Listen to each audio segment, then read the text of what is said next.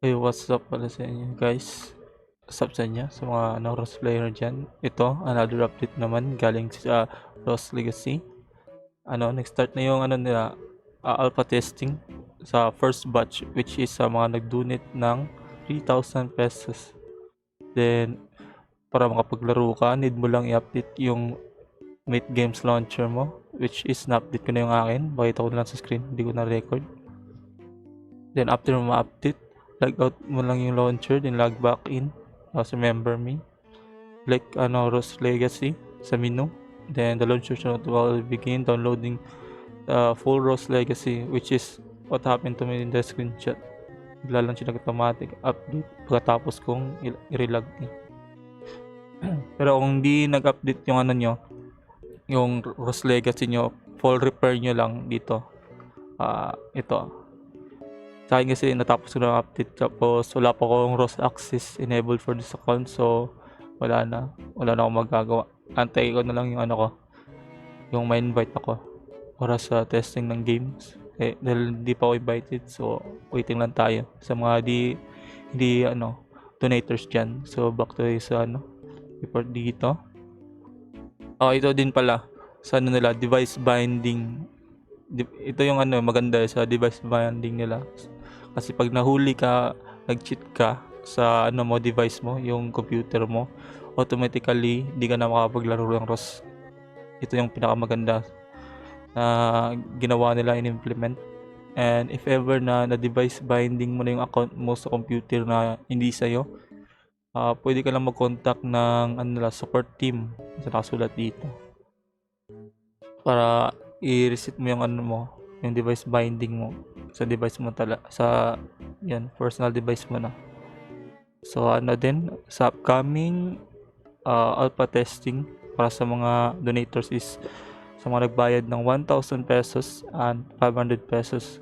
By the way, lang to ganito, optional lang to. Kung wala kayong pera, well, antay-antay lang tayo para sa open alpha test para sa lahat ng player, yung beta test. Itong alpha test para sa mga sa mga gusto talaga maglaro at sa mga sumuporto sa DC nila, sa mga nag-send ng pera. Ito, announcing na sila. Ngayon makita nyo, may mga player na talaga yung sa ROS. May 3 online na yung player. Ito ata yung mga player na nag-donate ng 3,000 pesos. Yeah. Then, which is sila yung tutulong dito na part. Yung please expect bugs, sila yung magre-report. Yung mga bugs, yan, game performance, crashes. Tapos dito, your feedback matters. Kaya ginawa lang we can ask everyone participating alpha test to report inner bugs. O kaya may alpha test na nangyari. Marami silang dito testing. Pati sa taas. Ito, pre-alpha test, alpha test, closed beta. Basahin lang to. Lagay ko sa link yung tawag ganito. Yung link sa DC. Kasi matagal na to So I think alam nyo naman ata yan.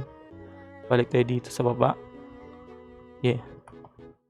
So, thank you again for supporting Live Legacy. Yun lang. And dito sa baba, shutdown pala kanina yung server. Tapos ngayon up naman ulit. So, yun lang pala yung update natin about sa ROS. So, malapit-lapit na talaga. And sa mga nag-donate sa inyo dyan ng 3,000, 3,000 tsaka 500, tapos pagkano ba 1,000 pesos is makapaglaro na kayo very soon. Yung 3,000 pesos nakapaglaro na sila.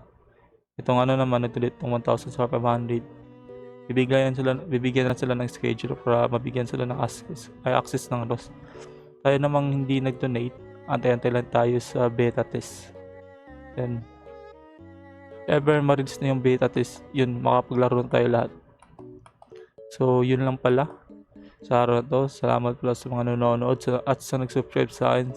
Happy 7 subscribers sa akin. Tapos sa TikTok naman, thank you sa mga nag-feedback sa ng comment section, mga nagsabi din, and sa mga nag-follow. So yun lang, paalam.